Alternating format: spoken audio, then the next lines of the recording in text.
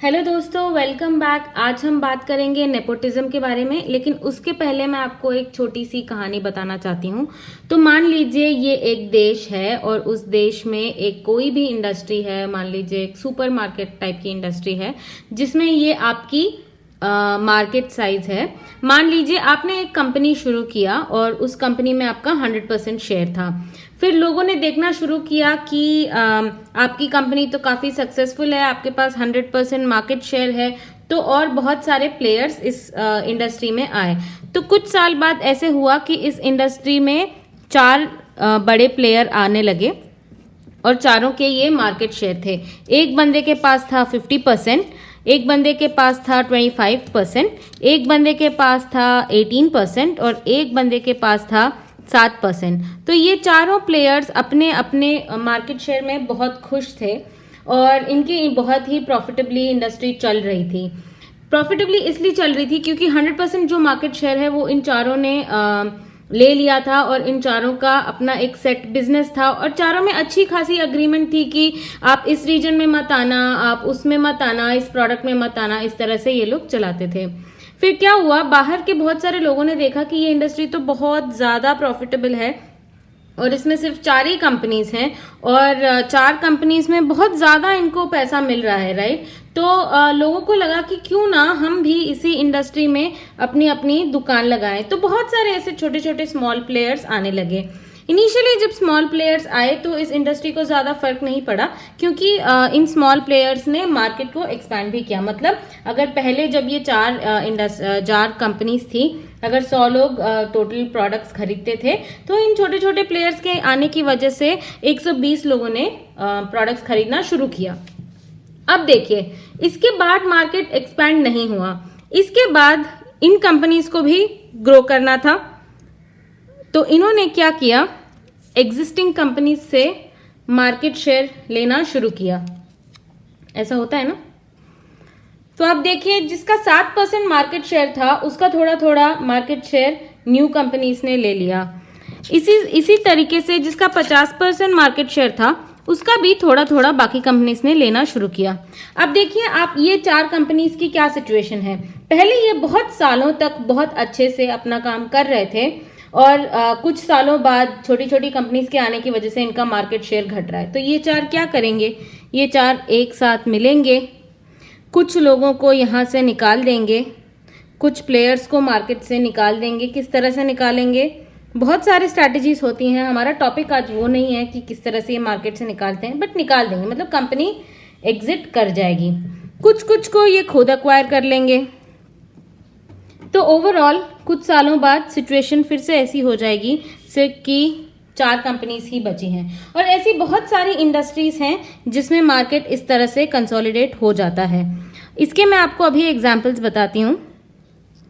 आप ले लीजिए टेलीकम्युनिकेशंस। इंडिया में 10 साल पहले कितनी कंपनीज थी टेलीकॉम की? Aircel, Airtel, Telenor, Vodafone, Hutch, idea, BSNL, Tata, मुझे और याद नहीं है, बट बहुत सारी थी। आज के दिन आप देखिए कितनी कंपनीज हैं। सब ने कंसोलिडेट किया, अक्वायर किया, कुछ कंपनीज एग्जिट हुई। फाइनली 3 या 4 बड़ी प्लेयर्स हैं आज के दिन पे। एक और एग्जांपल मैं आपको देती हूँ। ग्लोबली अकाउंटिंग फर्म्स जो हैं वो बिग 4 के नाम से सिर्फ 4 कंपनीज हैं, सबसे बड़ी हैं।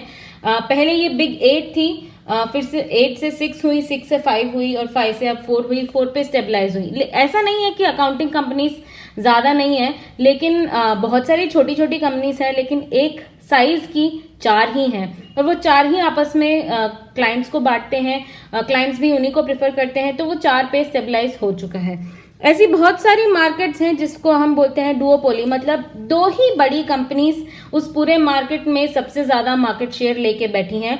बहुत सालों पहले ऐसा था कि 2 ही कंपनीज का मिला के 100% मार्केट शेयर था। बहुत सारे इजी एग्जांपल्स हैं, मैं कुछ देती हूँ यहाँ पे।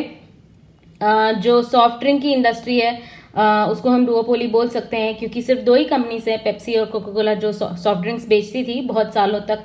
अगर हम क्रेडिट कार्ड इंडस्ट्री को लें तो वीसा, मास्टर कार्ड 2 ही थी। अब आ गई हैं बहुत सारी, रूपे, डायनर्स, इस तरह की, बट है वो डुओपोली ही। अगर हम एयरलाइन इंडस्ट्री की बात करें, जो एयर क्राफ्ट को मैन्युफैक्चर करते हैं।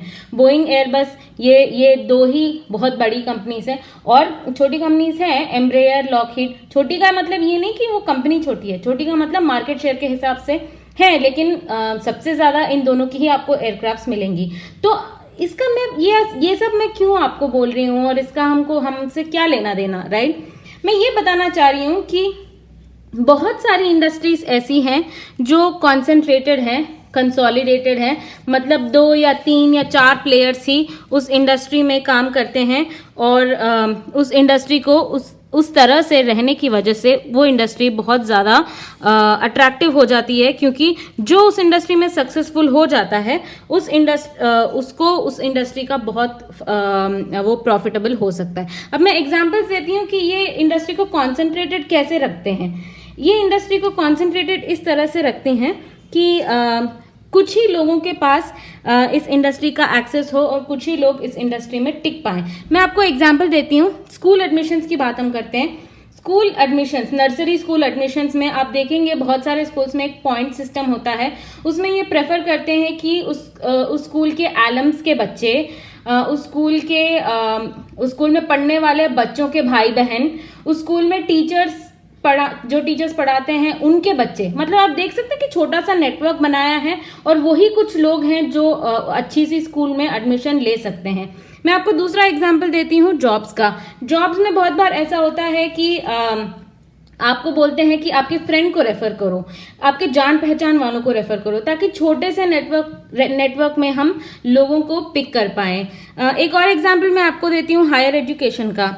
हायर एजुकेशन में ऐसा होता है कि अगर आप किसी बी स्कूल के लिए अप्लाई कर रहे हैं तो आपको आपके प्रीवियस मैनेजर से फीडबैक लेना पड़ता है। अगर आप किसी टेक्निकल हायर एजुकेशन के लिए अप्लाई कर रहे हैं तो प्रोफेसर से रेफरेंस लेना पड़ता है। तो आप देख सकते हैं, पैटर्न नोटिस कर सकते हैं कि जान पहचान वालों के थ्रू ही बहुत सारी इंडस्ट्रीज को कॉन्सेंट्रेट किया जाता है कि कुछ ही लोगों के पास इस इंडस्ट्री का एक्सेस हो। और उसका सबसे बड़ा एग्जाम्पल तो है ही फैमिली बिजनेस, जिसको बोलते ही फैमिली बिजनेस है। और इसमें पूरी बिजनेस जो है वो फैमिली में ही आगे पीछे ऊपर नीचे पास ऑन होती है। मैं फैमिली बिजनेस के इंडिया में एग्जांपल्स देना चाहूंगी। इंडिया की एक बहुत बड़ी फैमिली बिजनेस है, जो इंडिया के रिचेस्ट पर्सन है उनकी फैमिली बिजनेस है रिलायंस, बजाज, गोदरेज, इमामी। बहुत सारी फैमिली बिजनेस हैं जिसमें फैमिली मेंबर्स को प्रेफरेंस दिया जाता है, ताकि वो जैसे एमडी अगर रिटायर हुए तो उनके बेटे ले लेंगे, फिर उनकी बेटी ले लेगी, फिर उनके दामाद लेंगे। इसी तरह से लीडरशिप पोजीशन जो है फैमिली में ही रहती है। अब मैं आपको एग्जांपल्स दूंगी। मैंने तो आपको कंसोलिडेटेड इंडस्ट्रीज की एग्जांपल्स दी थी, राइट? अब मैं आपको एग्जांपल दूंगी कुछ फ्रैगमेंटेड इंडस्ट्रीज की।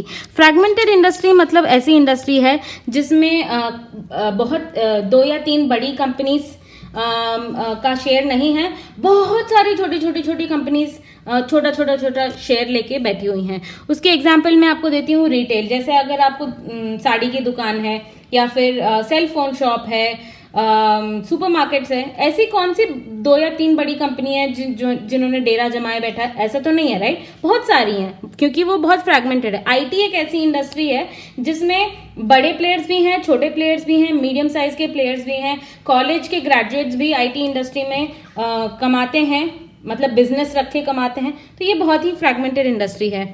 एजुकेशन, ऐसी कौन सी स्कूल है या ऐसी कौन सी 4 स्कूलें हैं जो 80% मार्केट शेयर जिनके पास है? नहीं है, राइट? सो स्कूल एजुकेशन भी बहुत ही फ्रैगमेंटेड इंडस्ट्री है। फार्मास्यूटिकल एक बहुत फ्रैगमेंटेड इंडस्ट्री है, बहुत सारी कंपनीज मेडिसिन बनाती हैं। हेल्थ केयर, बहुत सारी हॉस्पिटल्स हैं। हॉस्पिटैलिटी जैसे कि hotels, food and beverage, consumer services जैसे कि ब्यूटी पार्लर, मैकेनिक, टेक्नीशियन।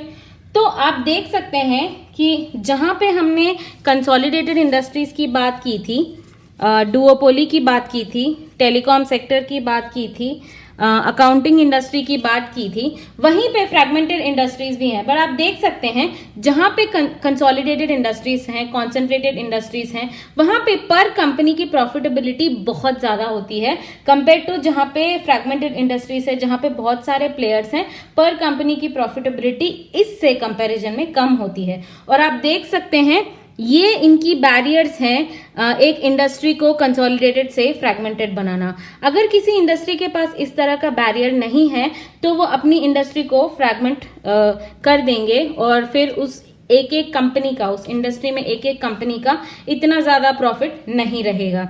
हम ये सब क्यों बात करें, हमारा टॉपिक तो बॉलीवुड और नेपोटिज्म और ये सब था ना, हम इंडस्ट्री क्यों बात कर रहे हैं, राइट? मैं आपको एक बात बताना चाहती हूँ, अगर आप ये बॉलीवुड में नेपोटिज्म का जो भी है, अगर आप ये इसलिए देखते हैं क्योंकि आपको एंटरटेनमेंट मिलती है या आपको इन्फॉर्मेशन चाहिए तो ज़रूर देखिए, लेकिन इस बात को ध्यान में रखना कि ये एक इंडस्ट्री स्ट्रैटेजी है। अगर किसी फैमिली बिजनेस में किसी फैमिली मेंबर को प्रेफरेंस देते हैं तो उसे सक्सेशन प्लानिंग कहते हैं, नेपोटिज्म नहीं कहते। हायर एजुकेशन में अगर आपको आपका प्रोफेसर रिकमेंडेशन देता है ताकि आपको एडमिशन मिले तो उसे रिकमेंडेशन कहते हैं, नेपोटिज्म नहीं। अगर आप जॉब के लिए अप्लाई कर रहे हैं और अपने दोस्त का सीवी भेजते हैं, आप उसे रेफरल कहते हैं। अगर आप लिंक्डइन पे या किसी भी सोशल नेटवर्किंग प्लेटफॉर्म पे किसी भी कंपनी में किसी को भी रेज्यूमे रेफर करने के लिए कहते हैं तो आप उसे नेटवर्किंग कहेंगे। लेकिन सिर्फ बॉलीवुड ऐसी इंडस्ट्री है जहां पे अगर ऐसा कुछ होता है तो उसे नेपोटिज्म कहा जाता है और उसको गलत माना जाता है और उसको ऐसे दिखाया जाता है कि बहुत ही घोर अपराध हो रहा है। लेकिन आपको ये समझना चाहिए, नेपोटिज्म एक ऐसा तरीका है जिससे वो अपनी इंडस्ट्री को एक कॉन्सेंट्रेटेड मार्केट की तरह रखें। मतलब सिर्फ 4 या 5 कंपनीज ही उसमें अच्छा सा मार्केट शेयर लेके बैठें। आप देखिए कि इन्होंने किस तरह से सक्सेशन प्लानिंग करी हुई है। जो भी बड़े एक्टर्स हैं 80s के, आप देख सकते हैं कि आज के दिन पे उनकी नेक्स्ट जनरेशन रेडी है मूवीज में आने के लिए। और आप देखिए कि उनके पास नेक्स्ट 20 इयर्स के बाद मूवीज में आने के लिए भी वो जनरेशन भी रेडी है। मैं आपको एग्जांपल्स दे देती हूँ, जैसे सैफ अली खान बहुत बड़े एक्टर हैं, अब उनकी बेटी सारा आएंगी, उसके बाद कुछ सालों बाद तैमूर आएगा। तो आप देख सकते हैं कि सक्सेशन प्लानिंग अच्छे से की हुई है ताकि उस इंडस्ट्री को कॉन्सेंट्रेटेड मार्केट रखा जाए। और कॉन्सेंट्रेटेड इसलिए रखते हैं ताकि उस इंडस्ट्री की प्रॉफिटेबिलिटी बनी रहे, जो उस इंडस्ट्री में है उसके पैसे बनते रहें। दूसरी चीज आपको ये याद रखना है कि रेफरल का जो सिलसिला है, चाहे वो जॉब हो, स्कूल की एडमिशन्स हो, फैमिली बिजनेस हो, हायर एजुकेशन हो, कुछ भी हो, बॉलीवुड हो, रेफरेंस यहाँ पे इस दुनिया में रहेगा। इस तरह से ही लोग आगे बढ़ेंगे। तो इस बात को आप जितना जल्दी समझो उतना अच्छा आप ही के लिए है। एक और चीज मैं ये बताना चाहूंगी कि ये कहते हैं इंग्लिश में कि grass is always greener on the other side. मतलब कि हमको ऐसा लगता है कि आगे वाला जो है, सामने वाला जो है, वो हमेशा ही वो इतना मुश्किल में नहीं है, हम ही सबसे ज्यादा मुश्किल में है। अगर हम पुअर हैं तो हमें रिच वाला गलत लगेगा, हम रिच हैं हमें पुअर वाला गलत लगेगा, हम फेल्योर हैं हमें सक्सेसफुल वाला गलत लगेगा, हम सक्सेसफुल हैं हमें फेल्योर वाला गलत लगेगा। तो हमेशा हमको दूसरा बंदा जो है उसकी तकलीफ कम ही लगेगी। मैं जनरलाइज कर रही हूँ, यहाँ पे कुछ सिचुएशंस ऐसी होती हैं जहां पे वो सच है, लेकिन यूजुअली जब हम कोई भी चीज को जज करते हैं, राइट, तो हमें ऐसा लगता है कि आगे वाला बंदा, उसको क्या है, उसके पास तो सब कुछ है, राइट। तो ये थॉट प्रोसेस है जिसकी वजह से हमको लगता है कि नेपोटिज्म गलत है। बट आपको ये बात समझने की जरूरत है कि नेपोटिज्म ऐसा तरीका है जिससे वो इंडस्ट्री को कॉन्सेंट्रेट कर पाए, और इंडस्ट्री जब कॉन्सेंट्रेट होती है, कंसोलिडेट होती है, तभी उस इंडस्ट्री की प्रॉफिटेबिलिटी बढ़ती है या बनी रहती है। तो मेरा एक ही रिक्वेस्ट है कि आप जज ना करें और चिल करें और इन बातों को ज्यादा सीरियसली ना लें। ये समझें कि नेपोटिज्म एक ऐसा तरीका है जिससे कि बॉलीवुड को वो लोग कॉन्सेंट्रेटेड मार्केट रखेंगे और उस वजह से ही बॉलीवुड एक अट्रैक्टिव इंडस्ट्री है। मैं उम्मीद करती हूँ आपको ये वाला वीडियो अच्छा लगा होगा। अच्छा लगा तो वीडियो को लाइक कीजिए और चैनल को सब्सक्राइब कीजिए। Thank you.